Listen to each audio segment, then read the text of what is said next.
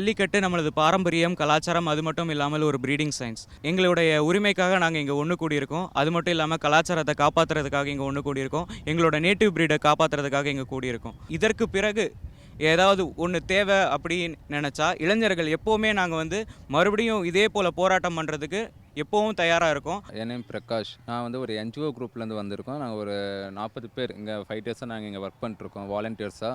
ஜல்லிக்கட்டு அப்படின்னு பார்க்கும்போது இது வந்து எங்களோட உரிமை. இதை நாங்கள் மீட்டெடுக்க எதுக்கு நாங்கள் உங்கள்கிட்ட இவ்வளோ போராடினோம் அது எங்களுக்கு புரியல. நீங்கள் வந்து இப்போ அவசர சட்டம் கொண்டு வந்துட்டீங்க அப்படிங்கிறீங்க, ஓகே. பட் எங்களுக்கு அவசர சட்டம் எங்களுக்கு தேவையில்லை. எங்களுக்கு தேவை நிரந்தர தீர்வு. ஒரு நிரந்தர சட்டம் இதுக்கப்புறம் வந்து ஒரு 50 வருஷம் கழிச்சு இன்னும் ஒரு 60 வருஷம் கழிச்சு வேறு யாருமே வந்து இதை பற்றி மேல்முறையீடு போட முடியாத அளவுக்கு ஒரு நிரந்தர சட்டம் எங்களுக்கு வேணும். நான் இல்லாமல் என் பேரன் இல்லாமல் அவனோட பேரனும் உட்காந்து ஜல்லிக்கட்டு பார்க்குற அளவுக்கு ஒரு சட்டம் எங்களுக்கு கொண்டு வரணும். அதுக்காக தான் இங்கே இவ்வளோ பெரிய போராட்டம். நிரந்தர தீர்வு வர வரைக்கும் இங்கேருந்து யாரும் கலைஞ்சு போகிற மாதிரி கிடையாது. எங்கள் என்ஜிஓ மூலியமாக நாங்கள் வந்து இங்கே நிறைய பேருக்கு மொபைல் டாய்லெட்ஸ் அரேஞ்ச் பண்ணி வச்சுருக்கோம். அதுக்கப்புறம் எங்களால் முடிஞ்ச அளவுக்கு டெய்லி ஒரு 2000 பீப்புள்ஸ்க்கு நாங்கள் ஃபுட்டு அரேஞ்ச் பண்ணிகிட்ருக்கோம். அண்ட் குழந்தைங்களுக்கு நாப்கின்ஸு, பெட்ஷீட்ஸு எல்லாமே நாங்கள் இது பண்ணிகிட்ருக்கோம். போலீஸ் சான்ஸே கிடையாது. இத்தனை வருஷமாக போலீஸை ரொம்ப கிண்டல் பண்ணி ரொம்ப இது பண்ணி பேசிகிட்டு இருந்தோம். பட் போலீஸு இப்போ எங்களுக்கு கொஞ்சம் பெருமையாகுது. நம்ம சென்னை போலீஸை நினைக்கும் போது நான் ரொம்ப சப்போர்ட், ரொம்ப ஹெல்ப்ஃபுல். ப்ரொட்டஸ்டர்ஸே வந்து பார்த்திங்கன்னா எல்லாருக்குமே ரொம்ப ஹெல்ப் பண்ணுறாங்க. அதாவது தன் அக்கா தங்கச்சிகள், அண்ணன் தம்பிகள் மாதிரி தான் எல்லாரையும் பார்த்துட்ருக்காங்க. அதுதான் இந்த ப்ரொட்டஸ்டுடைய மிகப்பெரிய ஒரு சக்ஸஸ். என்ன யாருக்குமே வந்து இங்கே தப்பாக யாரும் டீஸ் பண்ணலை, தப்பாக யாரையும் பிஹேவ் பண்ணல. அதுதான் இங்கே வந்து ஒரு மிகப்பெரிய ஒரு சக்ஸஸ்ஃபுல்லு. ஒரு கவர்மெண்ட் சொத்து சேதப்படுத்தலை, ஒரு பஸ்ஸு சேதப்படுத்தலை, எந்த ஒரு அசம்பாவிதமும் நடக்கலை இங்கே. அதுதான் வந்து எங்களுடைய சக்ஸஸ் நாங்கள் நினைக்கிறோம். நாங்கள் வந்து தமிழ்நாடு யங்ஸ்டர்ஸ் வேர்ல்டில் இருக்கிற அத்தனை பேருக்குமே ரோல் மாடல். நாங்கள் வந்து போராட்டத்தையும் திருவிழாவாக நடத்துவோம். Hello, I'm Mar from Barcelona, Spain, and this is... I'm Anna, her mother. We're visiting India, and we just arrived in Chennai, and we heard about this Jallikattu, and they told us about what was happening. The government has prohibited doing this the bullfight. So what I think is that in Spain the problem that we have is that they really kill the bull and they kill it really slowly.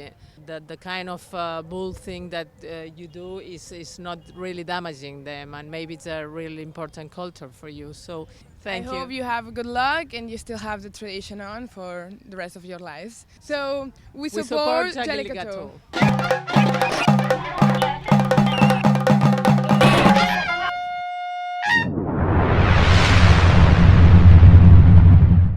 ஆரம்பத்துலேருந்தே இங்கே வந்து நாங்கள் protest பண்ணிட்டு தான் இருக்கோம்.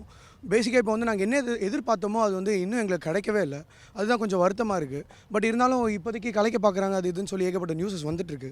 அது ஒரு பக்கம் வந்து கொஞ்சம் பதற்றத்தை ஏற்படுத்தினாலும் அதை பற்றி நாங்கள் யாரும் இதுவும் பெருசாக எடுத்துக்கல. இருந்தாலும் இப்போ வந்து ஜல்லிக்கட்டுக்கு வந்து ஒரு சாதாரண ஒரு தடை மாதிரி இருந்ததை வந்து விளக்குறேன், இன்றைக்கி வந்து நானே காலை அடக்கிறேன்னு சொல்லி நம்ம சிஎம் வந்து சொல்லியிருக்காரு. ஆரம்பத்தில் வந்து எங்களுக்கு புரியாமல் அதில் வந்து ஒரு பெரிய மகிழ்ச்சி கிடச்சிது. பட் இருந்தாலும் எங்களுக்கு வந்து சில விஷயங்கள் தெரிஞ்சதுக்கப்புறம் வந்து அது வேஸ்ட்டுங்கிறது நல்லா புரிஞ்சு போச்சு. அலங்காநல்லூர் மக்களும் வந்து அவங்களுக்காக தான் நாங்கள் ப்ரொடெஸ்ட் பண்ணிகிட்டே இருக்கோம். அவங்க தெளிவாக இருக்காங்க அவங்களோட கருத்தில். அதே கருத்து தான் எங்களுதும். ஏன்னா வந்து நிரந்தர தீர்வு தான் எங்களுக்கு ரொம்ப முக்கியமான ஒரு தேவையாக இருக்குது. நாங்கள் வந்து இன்றைக்கி நாளைக்கு அதுக்கெலாம் வந்து நாங்கள் ஆசைப்படலை. இந்த போராட்டம் அது வரைக்கும் தொடரும் நம்புகிறோம். 26ஆம் தேதி இந்த குடியரசு தின இதுக்கு வந்து ஸ்பெஷலாக இங்கே பண்ணணுங்கிறதுக்காகவே இப்போ கலைக்கணுன்ற ஒரு ஐடியாவில் இருக்கிறத வந்து பரவாயில்ல இங்கே பேசிகிட்டு இருக்காங்க. பட் என்ன நடந்தாலும் சரி நிரந்தர தீர்வு கிடைக்காம இங்கேருந்து யாரும் போகக்கூடாது அப்படிங்கிற இதில் இருக்கும்.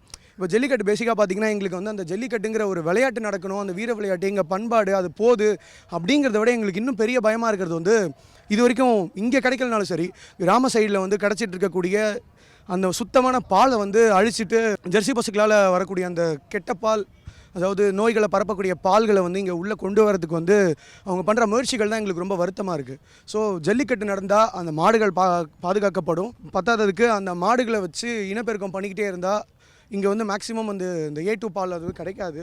ஸோ அந்த ஒரு விஷயம் இன்னும் இதுக்கு பின்னாடி இருக்க அரசியல் ஆதாயங்கள் இதை வச்சு பெரிய பெரிய பன்னாட்டு நிறுவனங்கள் வந்து இங்கே பண்ண நினைக்கிற சதியெல்லாம் வந்து முடிஞ்ச அளவுக்கு தடுக்கணும் அப்படிங்கிற ஆசையில் தான் எல்லோரும் இங்கே இருக்கும். இப்போ வந்து இந்த ஜல்லிக்கட்டுக்காக கூடியிருக்கீங்க எல்லாம் சரி, ஆனால் இது மாதிரி இன்னும் ஏகப்பட்ட பிரச்சனைகள் இருக்குது, அதுக்கெலாம் என்ன பண்ண போகிறீங்கன்னு நிறைய கேள்வி எழுந்துட்டுருக்கு.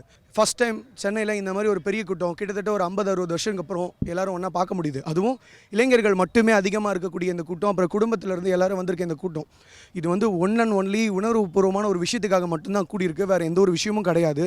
ஸோ ஜல்லிக்கட்டுங்கிறது பாரம்பரியம் எல்லாத்தையும் தாண்டி இன்றைக்கி அங்கே அலங்காநல்லூரில் கஷ்டப்பட்டுட்டு இருக்க அடி வாங்கிட்டு இருக்க அந்த மக்களுக்காக நாங்கள் செய்கிற ஒரு சின்ன ஒரு சின்ன விஷயம் தான் இந்த போராட்டமே.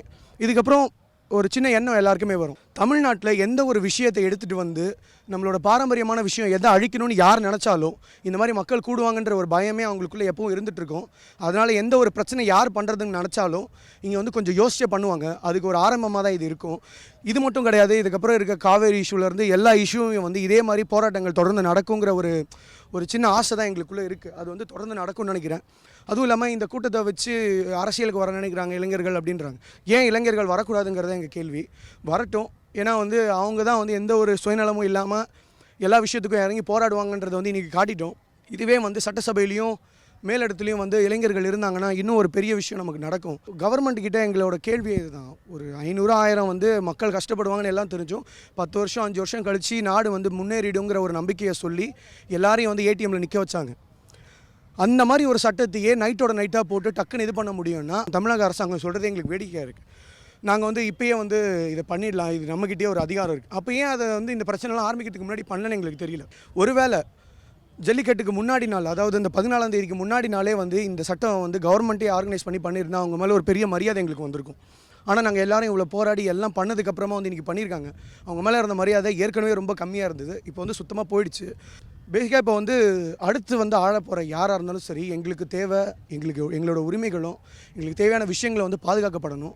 அதுதான் எங்களோட ஒரே ஆசை. இன்றைக்கி இங்கே கூடின இளைஞர்கள் நாளைக்கு எல்லா இடத்துலையும் கூடுவாங்க. எந்த பிரச்சனை வந்தாலும் தட்டி கேட்க வருவாங்க. அந்த தைரியம் வந்து இப்போ எல்லாருக்குள்ளேயும் வந்துருச்சு. இந்த மாதிரி ப்ரொட்டஸ்ட்க்கு முக்கியமாக மீடியாவான நிறைய பேர் வந்து சப்போர்ட் பண்ணணும். ஏன்னா நிறைய பேர் வந்து ஒன் சைடாகவே இருக்காங்க. அதில் சில மீடியாக்கள் வந்து நல்லா இருக்குது. அவங்க எல்லாருக்கும் இங்கே நன்றி சொல்ல நாங்கள் கடமைப்பட்டிருக்கோம். அவங்களுக்கு மிகப்பெரிய நன்றி. ஜல்லிக்கட்டு மட்டும் இல்லை, இந்த மாதிரி இன்னும் ஏகப்பட்ட விஷயங்கள் நம்ம தமிழ்நாட்டில் இருக்குது. அது எல்லாமே ஒன் பை ஒன்னாக நாங்கள் பண்ணுவோம். இனிமேல் எந்த பிரச்சனை இங்கே வந்தாலும் நாங்கள் இறங்கி போராடுவோம். அஸ் மெமி கிரியேட்டர்ஸ் நாங்கள் ட்ரோல் பண்ணுறதுக்கு மட்டும் இல்லை, யாரையும் ட்ரோல் பண்ணுறோம் கிண்டல் பண்ணுறோன்னு நிறையா பேர் வந்து எங்கள் மேலே வந்து நெகட்டிவ்ஸாக வந்து சொல்கிறாங்க. இந்த மாதிரி நாங்கள் வந்து அடுத்தவங்களோட சந்தோஷத்துக்காக 4 பேரை சிரிக்க வைக்கிறதுக்காக தான் இந்த விஷயங்கள் எல்லாம் பண்ணுறோம். ஆனால் இன்றைக்கி என்னோடய லிஸ்ட்டில் இருக்கிற மெமி கிரியேட்டர்ஸ் எல்லாருமே வந்து யாரெல்லாம் ட்ரோல் பண்ணாங்க, யாருக்கெல்லாம் ஆக்டர்ஸ்க்காக ஃபைட் பண்ணாங்க, அவங்க எல்லாருமே இன்றைக்கி வந்து ஒரு சோஷியல் காஸ்க்காக ஜல்லிக்கட்டு மெமிஸ் மட்டும் போட்டு நிறைய பேருக்கு அவேர்னஸ் க்ரியேட் பண்ணுறாங்க. பீட்டா வந்து அகைன்ஸ்ட் பண்ணதும் ஒரு நல்ல விஷயமாக தான் நினைக்கிறேன். ஆக்சுவலி வந்து ஜல்லிக்கட்டு நடக்கணும் அப்படின்றது வந்து எங்கள் எல்லாரோட ஆசை. அவங்க அப்போஸ் பண்ணதுனாலே என்னவோ தெரியல, எல்லாருமே நாங்கள் பயங்கரமாக அப்போஸ் பண்ண ஆரம்பிச்சிட்டோம். இதோட ஸ்டாப் ஆக போகிறது இல்லை, எல்லா விஷயத்துலையுமே இது வந்து கண்டினியூ ஆக தான் போகுது. இன்றைக்கி வந்து யூஎஸில் இருக்கிறவங்க, யூகேயில் இருக்கிறவங்க, எல்லா கண்ட்ரீஸில் இங்கேருந்து போனவங்க எல்லாருமே சப்போர்ட் பண்ணுறாங்க. அங்கங்கே பெர்மிஷன் வாங்கி சப்போர்ட் பண்ணுறாங்க. பார்க்குறதுக்கே ரொம்ப சந்தோஷமாக இருக்குது. பட் சில பொலிட்டீஷியன்ஸ் என்ன சொல்கிறாங்கன்னா வந்து எங்கள் போராட்ட காலத்தில் இருக்கிறவங்க எல்லாருமே சமூக விரோதிகள் அப்படின்ற மாதிரி சொல்கிறாங்க. நீங்கள் இங்கே மெரினாவில் இருக்க கூட்டத்தை பார்த்துருப்பீங்க. ஒரு 10 லட்சம் பேர், 12 லட்சம் பேர், 13 லட்சம் பேர் இருந்திருப்பாங்க. அவங்க எல்லாருமே சமூக விரோதிகளா என்னன்னு எனக்கு தெரியல சுத்தமாக. கடைசியாக ஒன்று சொல்லிக்கிறேன், நீங்கள் அவசர சட்டம் கொண்டு வாங்க, கொண்டு வராமல் போங்க, கூட்டம் கூட்டுங்க, கூட்டாமல் போங்க, ஜல்லிக்கட்டு நடந்தே தீரும்.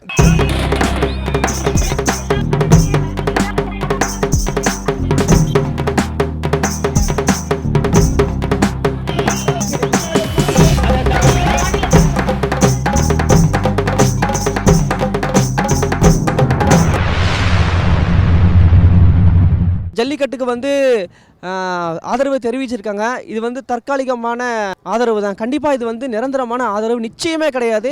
இதை பார்த்து யாரும் ஏமாறவும் வேண்டாம். இது தமிழ் மக்களுடைய உணர்வு. இதில் ஜாதி மதம் யாரும் பார்க்கலங்க. எல்லாருமே வந்திருக்காங்க. முஸ்லீம்களும் வந்திருக்காங்க, கிறிஸ்டியன்களும் வந்திருக்காங்க. இந்த மாதிரி ஒரு மத உணர்வை உலகத்தில் சத்தியமாக எங்கேயுமே பார்க்கவும் முடியாது. எங்கே இருந்தோ கொண்டு வராங்க, சாப்பாடு எங்கேருந்து கொண்டு வராங்க தெரியல. நிச்சயமாக சொல்கிறேன், அவங்களுக்கு எங்களை மனப்பூர்வமான நன்றிங்க. இது வந்து ஒரு ஆரம்பம் தான். இந்த விஷயம் வந்துட்டு ஜல்லிக்கட்டுக்காக அப்படிங்கிறது மட்டும் இல்லாமல் தமிழனுக்கு இருக்க ஒவ்வொரு பிரச்சனைக்கும் இந்த மாதிரி ஒவ்வொரு இடத்துலையும் கூட்டம் கூடும். தமிழனுக்காக நாங்கள் கண்டிப்பாக நிற்போம். இந்த அவசர தடத்தை விட்டுட்டு அந்த காளைகளை வந்துட்டு காட்சிப்படுத்தப்பட்ட விலங்குகள் அப்படின்றதுலேருந்து நீக்கிற வரைக்கும் இந்த போராட்டம் கண்டிப்பாக தொடரும். அது வரைக்கும் நிறுத்தாது. இது எத்தனை நாளானாலும் சரி, ஒவ்வொருத்தரும் வேலையை விட்டுட்டு படிப்பை விட்டுட்டு வந்துட்டுருக்கோம். இது சாதாரண விஷயம் இல்லை. இதுக்காக கண்டிப்பாக நாங்கள் கடைசி வரைக்கும் போராடுவோம். இது ஜல்லிக்கட்டுக்கான போராட்டம் மட்டும் கிடையாது. இப்போ இதோட நிறுத்திக்குவோமா அப்படின்னு நீங்கள் நினச்சிங்கன்னா அதோட முட்டாள்தனம் பொலிட்டிக்கல் லீடர்ஸ்க்கு எதுவுமே கிடையாது. இதோட நாங்கள் கண்டிப்பாக நிறுத்த மாட்டோம். டாஸ்மார்க்கை பேன் பண்ணியே ஆகணும். இதனால் ஒவ்வொரு தமிழனோட குடும்பமும் ஒவ்வொரு தமிழனோட படிப்பும் கெட்டு போயிட்டுருக்கு. ஜல்லிக்கட்டை தடை பண்ண நீங்கள் சாராய கடை ஏன் தடை பண்ண மாட்டேங்கிறீங்க? அதே மாதிரி எல்லாம் கேட்குறாங்க, சாராய கடையை தடை பண்ணுறதுக்கு ஏன் போராட்டம் பண்ணலன்னு. பண்ணுவோம், இனிமேல் பண்ணுவோம். கண்டிப்பாக சாராய கடையை தடை பண்ணுறதுக்கு நாங்கள் பண்ணுவோம். காவேரியில் தண்ணி தரலையா, நாங்கள் ரோட்டில் போய் பஸ்ஸை உடைக்க மாட்டோம், வந்து உட்காருவோம் மெரினாவில். ஒருத்தர் உட்கார மாட்டோம், 10 லட்சம் பேர் மெரினாவில் உட்காருவோம். தண்ணி திறந்து விடுவீங்க. இந்த மாதிரி எங்களெல்லாம் கலைச்சிடலாம், இன்றைக்கி ஏதாவது ஒரு பொய்யை சொல்லி கலைச்சிடலாம் அப்படின்னு சொல்லி எல்லாம் நினச்சிட்டு இருக்காங்க. யாரும் எந்த பொய்யை சொல்லியும் கலைக்க முடியாது. இங்கே நீங்கள் பொய்யை சொல்லி கலைக்க முடியல அப்படின்னா வேற ஒன்று யோசிப்பீங்க. அந்த மாதிரி யோசிக்காதீங்க. இன்றைக்கி தமிழை மேலே கையை வச்சா இந்தியாவே இந்தியாவில் இருக்க எல்லா யங்ஸ்டர்ஸும் தமிழ் யங்ஸ்டர்ஸ் மேலே கையை வச்சா வெளியே வந்து உட்காருவோம். இது வந்து பொய் கிடையாது, உண்மை. ஆக்சுவலாக நான் மும்பையில் ஒரு வேலையை போயிருந்தேன். இப்போ மும்பையிலேருந்து இங்கே வரணும், டிக்கெட் எவ்வளோடா ரேட்டு அப்படின்னு கேட்டேன். நார்மலான டிக்கெட் ரேட்டு 5000 ரூபா, 16000 ரூபா சொல்கிறான் மும்பை டு சென்னை. என்னடா ஆச்சுன்னா அப்கா ஆத்மிலுக்கே ஐசே ஓகேயா அப்படிங்கிறான். அப்படின்னா உங்கள் தமிழ்நாட்டுக்காரங்க எல்லாமே மும்பையிலேருந்து சென்னை வந்துட்டு இருக்கானுங்க, போராட்டத்துக்கு ஆதரவு தெரிவிக்க அப்படிங்கிறான். சிங்கப்பூரில் டிக்கெட் ரேட் ஏறிடுச்சுங்கன்னா எங்கள் அண்ணன், ஏன்னா சிங்கப்பூர்லேருந்து இங்கே வரான். மலேசியாவில் டிக்கெட் ரேட் ஏறிடுச்சுங்கன்னா ஏன்னா மலேசியாவிலேருந்து மெரினாக்கு வரான். தமிழரோட ஒற்றுமையை எவனாலையும் பிரிக்க முடியாது. ஒரு சில பொலிட்டிக்கல் லீடர்ஸ், ஒரு சில மதவாதிகள் என்ன சொல்கிறாங்க, முஸ்லீம்ஸ் வந்து மாற்றத்திங்கிறாங்க, அவங்க வந்து இதை பண்ண சொல்லக்கூடாது. முஸ்லீம்ஸ் இப்படி நீங்கள் என்ன வேணாலும் சொல்லுங்கடா, முஸ்லீம் எங்களை பொறுத்தவரைலாம் அனந்தமி தான்டா, எவனாலேயும் எதுவும் பண்ண முடியாதுடா.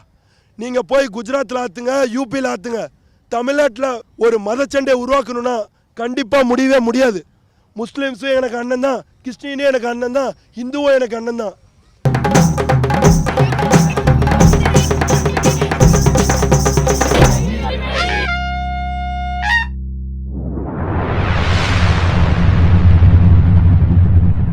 மெயின் சப்போர்ட் வந்து லேடிஸும் சில்ட்ரனும். அதனால தான் போலீஸால் ஒன்றுமே இது பண்ண முடியல. இதனால் வரைக்கும் நம்ம பார்த்துட்டு இருந்த போராட்டங்கள் இயக்கம் சார்ந்தோ ஒரு சின்ன குழுவாகவோ மக்கள் வந்து ஒவ்வொரு இடத்துல உட்காந்துருந்து அவங்களோட பிரச்சனைகளை பற்றி பேசுவாங்க. ஆனால் அதை பார்த்துட்டு போகிறவங்க சரி யாரோ ஒருத்தர் அங்கே உட்காந்துருக்காங்க அப்படின்ற ஒரு மனப்பான்மையில் அதை தாண்டி போயிட்டு இருந்தாங்க. இன்றைக்கி இங்கே இருக்கிறது ஒரு கொண்டாட்டம். இங்கே இருக்கிறது ஒரு கொண்டாட்டமாக இருக்கிறதுனால வர்றவங்கெல்லாம் அங்கே இறங்கி நின்று ஒரு 10 நிமிஷம் இங்கே வந்து குறைஞ்சபட்சம் ஒரு 10-15 நிமிஷம் செலவெடுத்து அதுக்கப்புறம் போகிறாங்க. இந்த பங்களிப்பு தான் இன்றைக்கி அரசாங்கத்தை ஒரு ஆர்டினன்ஸ் போட வச்சுருக்கு. இந்த ஆர்டினன்ஸ் வந்து ஒரு 6 மாதத்துக்கு செல்லுபடி ஆகும். இந்த 6 மாதத்துக்கு அப்புறம் மறுபடியும் இதே மாதிரி ஒரு போராட்டம் நடத்தினா தான் மறுபடியும் நம்மளால் ஜல்லிக்கட்டு நடத்த முடியும். இன்றைக்கி அரசாங்கம் நமக்கு கொடுத்துருக்கிற விஷயத்த நாங்கள் வந்து வேண்டான்னு சொல்லியிருக்கோம். நீ கொடுக்குற டேர்ம்ஸில் நாங்கள் பார்த்து வேலைக்கு வச்ச ஆள் தானே நீ. நாங்கள் சொல்கிறோம் எப்போ எங்களுக்கு தேவைன்னு, நாங்கள் சொல்கிற மாதிரி செஞ்சு கொடுத்தா நாங்கள் அதை எடுத்துக்கிறோம். அனிமல் வெல்ஃபேர் போர்டை பற்றி எந்த மீடியாலையும் இது வரைக்கும் வரல. அது பீட்டாக்கு கொடுக்கக்கூடிய கவரேஜ் அனிமல் வெல்ஃபேர் போர்டுக்கு இல்லை. ஏன் இல்லை? இங்கே இருக்கக்கூடிய போஸ்டர்ஸ், பேனர்ஸ் பார்த்திங்கன்னா ஏதாவது 1-2 போஸ்டர் அனிமல் வெல்ஃபேர் போர்டு பற்றி இருக்கும், 1-2 போஸ்டர் பிசிஏ இருக்கும். பிசிஏன்றது prevention of cruelty to animals. இந்த பிசிஏ ஆக்டில் காளையை வந்து காட்சி விலங்கு அப்படின்றாங்க. காட்சி விலங்குன்னா என்னது? காட்சி விலங்குன்றது ஒரு கூண்டுக்குள்ளாடி அதை வச்சுட்டு அதை நான் போய் பார்த்தேன்னா அது காட்சி விலங்கு. எந்த ஜூவில் நம்ம கடைசியாக ஒரு காளையை பார்த்தோம்? இந்தியா ஜூவில் வேண்டாம், மேபி வெளிநாட்டு ஜூலையாவது பார்த்துருக்கோமா? அப்போ எப்படி ஒரு காளையை நம்ம காட்சி விலங்குன்னு சொல்லலாம்? என்ன பேசிஸில் சொல்லியிருக்காங்க? ஏன்னா அதில் இருக்கிற மற்ற எல்லாத்தையுமே நீங்கள் பார்த்தீங்கன்னா அதில் வந்து உங்களுக்கு சிங்கம் இருக்குது, புலி இருக்குது, எல்லாமே வனவிலங்குகள். அதை காட்சிப்படுத்தினாங்க. இப்போ காளையை ஏன் இதில் சேர்த்துருக்குன்றதை நம்ம பார்க்கணும். காளை வந்து இந்த ஒரு 1952 நம்ம வந்து வெள்ளை புரட்சின்னு ஒன்று கொண்டு வந்தோம். வெள்ளை புரட்சின்னு ஒன்று கொண்டு வரும்போது பால்ன்றது நமக்கு அத்தியாவசிய தேவை அப்படின்னு நம்ம எல்லார்ட்டையும் சொன்னாங்க. வந்து அதாவது திட உணவு, இந்த சாலிட் ஃபுட்ஸ்னு சொல்லுவோம் இல்லையா, அந்த திட உணவை சாப்பிட ஆரம்பித்ததுக்கப்புறம் எந்த ஒரு விலங்கும் பால் குடிக்கிறது இல்லை. மனிதன் மட்டும் ஏன் பால் குடிக்கணும்? அப்போ இது வந்து நம்மகிட்ட வந்து திணிச்சிருக்காங்க. இது ஒரு அத்தியாவசிய தேவை கிடையாது. இயற்கை நம்மளை வந்து பாலை வந்து வாழ்நாள் முழுக்க குடிக்கணும்னு படைக்கலை. இதை கொண்டு வந்து திணிக்கிறாங்க. இதை திணிக்கிறதின் பேரில் என்ன நடக்குது? ஜெர்சி பசுக்களை கொண்டு வர்றாங்க. உங்கள் ஊர் கறவை மாடு எத்தனை பால் கறக்கும்னா நம்ம ஊர் கறவை மாடு அட் த மேக்ஸ் ஒரு 8 லிட்டர் கறந்துடும் ஒரு நாளைக்கு. அவன் சொன்னான் 40 லிட்டர் கறக்கும், நாங்கள் ஏற்கனவே ஜெர்மனியில் டெஸ்ட் பண்ணிட்டோம் அப்படின்னா. அதை கொண்டு வந்து இங்கே போட்டால் அது 20 லிட்டர் தான் கறக்கும். ஐயா 20 லிட்டர் தான் கறக்குது, என்னையா பிரச்சனை அப்படின்னா, அது நீ ஒரு ஊசி போடுப்பா, தினமும் ஒரு ஊசி போட்டினா கறக்கிறதுக்கு முன்னாடி பால் நிறைய கறக்கும் அப்படின்னா. அப்போ இந்த ஊசி போடுறதுக்கு உண்டான பணம், அந்த சீமன் இன்சினரேஷன், அதாவது விந்தணுக்களை கொண்டு போய் அந்த பசுக்களில் கொண்டு போய் திணிக்கிறது, இதுக்குண்டான பணம், இது எல்லாமே ஒரு வணிகம் சார்ந்தது. அப்போது எல்லாத்தையுமே வணிகமயமாக்கணும். எதுவுமே தனிச்சையாக நடக்கக்கூடாது. ஒரு ஒரு காளை, அந்த காளை இனம், அதோட ஆண் பெண் சேர்க்கைன்றது அது இயற்கையாக நடக்க வேண்டியது. அதை தடை பண்ணி நம்ம வந்து செயற்கையாக கொண்டு வர்றதுக்காக ஒரு மிகப்பெரிய முயற்சி நடந்துட்டு இருந்தது. கடந்த 50-60 ஆண்டுகளாக நடந்த அந்த முயற்சியின் பலன் என்னன்னு பார்த்தோம்னா, சுதந்திரம் அப்போது வெள்ளைக்காரன் நம்மளை விட்டுட்டு போகும்போது கிட்டத்தட்ட 160 காளை இனங்கள் வச்சுருந்தோம். இன்றைக்கி வெறும் 32 காளை இனங்களுக்கு வந்துட்டோம். ஸோ இந்த நிலை மாறணும்னா இந்த animal welfare board of India, இந்த டிபார்ட்மெண்ட் வந்து விலங்கினங்கள், காட்சிப்படுத்தப்பட்ட விலங்கினங்கள் பட்டியலிருந்து காளையை நீக்கணும். அது நீக்கினாதான் இதுக்கு முழுமையான தீர்வு கிடைக்கும். அந்த தீர்வு கிடைக்கும் வரை இந்த கொண்டாட்டம் இங்கே தொடரும். இது பிரியாணிக்காகவும் குவார்ட்டருக்காகவும் சேர்ந்த கூட்டம் இல்லை, இது வந்து தானாக இளைஞர் சமுதாயம் சேர்ந்த கூட்டம் இது. ஸோ எனக்கு தெரிஞ்ச வரைக்கும் இந்த போராட்டம் இதோட முடியாது, மென்மேலும் தொடரும். எல்லா பொலிட்டீஷியன்ஸும் பயப்படுவாங்க, பயந்து எங்கள் பின்னாடி வருவாங்க. இனிமேல் நல்லதும் நடக்கும் இந்த நாட்டில். ஐடிஐ காலேஜ்லேருந்து போலீஸ்காரங்க வரைக்கும் எல்லாம் சப்போர்ட் பண்ணுறதுக்கு காரணம் ஜல்லிக்கட்டு வேணுன்றதுனால தான். இந்த மினிஸ்டர்லேருந்து எல்லாம் வந்து போய் பேசுகிறாங்க காவேரி தண்ணி கோசம். 500 ரூபாயிலேருந்து 1000 ரூபாய் நோட்டு வரைக்கும் நைட்டு 12 மணிக்கு ஸ்டாப் பண்ணாங்க. பட் நாங்கள் வந்து அதை வந்து ஒத்துக்கணும். ஓகே 500,000 செல்லாதுன்னு சொல்லிட்டு ஒத்துக்கணும். இன்றைக்கி ஜல்லிக்கட்டு வேண்டான்றதுக்கு ரூல்ஸ் யாருக்குமே கிடையாது. இது தமிழ்நாட்டுக்கு தேவையானது. மெயின் இந்த தமிழ் ஆளுங்களுக்கு இந்த ஜல்லிக்கட்டு மெயின் வேணும். அதுக்கு நாங்கள் சப்போர்ட் பண்ணுறோம். நீங்கள் அது சாதாரண நினச்சிக்காதீங்க, மொத்தம் தமிழ்நாடு சேர்ந்துச்சு. இதுக்கப்புறம் நீங்கள் தீர்ப்பு சொல்லியே ஆகணும் நம்மளுக்கு.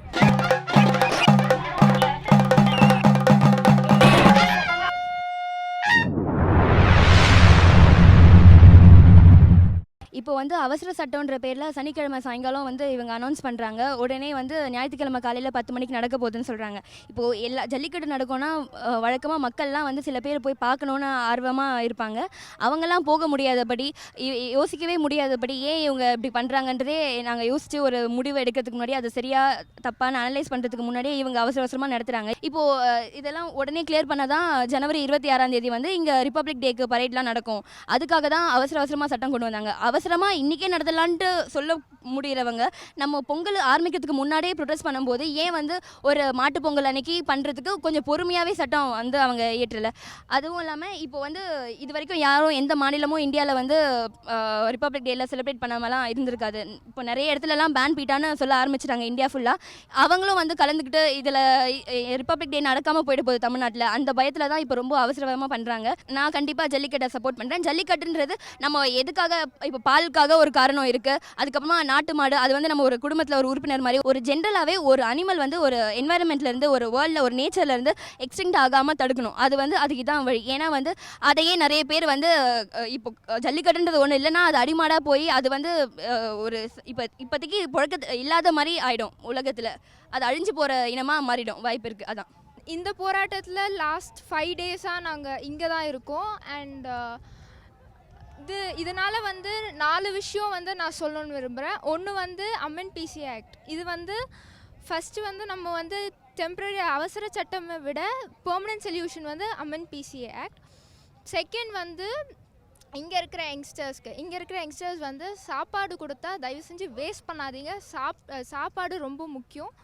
அண்ட் தண்ணியும் வேஸ்ட் பண்ணாதீங்க. அதனால ஒரு பருக்கையும் அது நம்மளோட விவசாயி வந்து அவரோட ரத்தத்தால் உருவானது. ஸோ அதனால் அது வேஸ்ட் பண்ணாதீங்க. தண்ணீருக்காக தான் தண்ணி இல்லைன்றதுக்காக தான் இப்போ 100க்கும் மேற்பட்ட விவசாயி வந்து இப்போ இறந்துருக்காங்க. அதனால தண்ணியும் வேஸ்ட் பண்ணாதீங்க. மண், மாடு, மனுஷன் தான் வாழ்க்கையுடைய மிகப்பெரிய முன்னுதாரணம். தமிழ்நாட்டை பொறுத்தவரைக்கும் பார்த்தீங்கன்னாக்கா ஜல்லிக்கட்டுன்றது தான் நம்மளுடைய அடையாளம், நம்ம கலாச்சாரம், நம்ம பண்பாடு. We want jallikattu. தமிழ்நாடு எங்கள் ஊர் இல்லைடா, எங்கள் உயிர். தமிழ் எங்கள் பேச்சு இல்லைடா, எங்கள் மூச்சு. தமிழுக்கு ஒரு பிரச்சனைனா நாங்கள் வந்து நிற்போம்டா, ஏன்னா நான் தமிழேண்டா.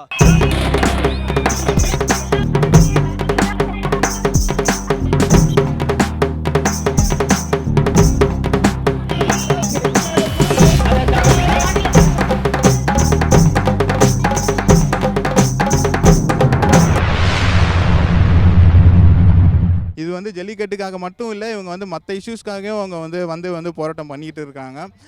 இதை வந்து எல்லாரும் இப்போ என்ன சொல்கிறாங்கன்னா மெரினா புரட்சி அப்படின்னு சொல்கிறாங்க. ஆமாம், உண்மையாகவே மெரினா புரட்சி. மெரினா வந்து செகண்ட் லார்ஜஸ்ட் வந்து கடற்கரை. ஆனால் இப்போ வந்து அது என்ன அது ஃபஸ்ட்டு ஸ்ட்ராங்கஸ்ட் பீச் அப்படின்னு சொல்கிற அளவுக்கு வந்து என்ன ஒரு பெரிய ஸ்டூடெண்ட்ஸோட பவர் வந்து இங்கே வந்து ஃபுல்லாக வந்து நிரம்பி இருக்கு. பாரம்பரியமாக நம்மளோட முன்னோர்கள் பாட்டை முப்பாட்டை எல்லாருமே ஒரு திருவிழாவாக நடத்திட்டு வந்தது.